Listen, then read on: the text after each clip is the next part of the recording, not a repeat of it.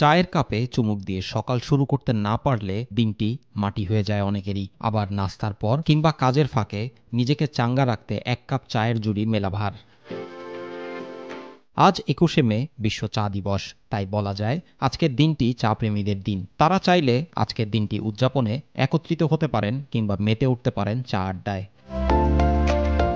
চা প্রেমী মানুষদের কাছে এটি একটি আবেগের নাম, কারণ চা ছাড়া তাদের চলেই না। মন ভালো থাকলে তারা চা খায়, মন খারাপ থাকলে চা খায়, ঠান্ডা লাগলেও চা খায়, আবার গরম লাগলেও চা খায়।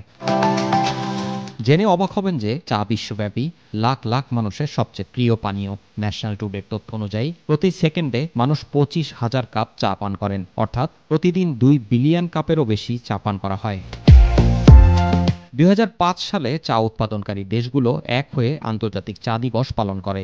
এই দেশগুলো হলো Sri Lanka, Nepal, Indonesia, Kenya, Malaysia ও উগান্ডা। পরে ২০১৯ সালে ২১শে মে বিশ্ব চা দিবস পালনের সিদ্ধান্ত নেওয়া হয়। ২০১৯ সালের ২১শে ডিসেম্বর জাতিসংঘ চা দিবসকে হ্যাঁ বলে। ২০২০ সালে ২১শে মে জাতিসংঘ প্রথম আনুষ্ঠানিকভাবে বিশ্ব চা দিবস পালন করে।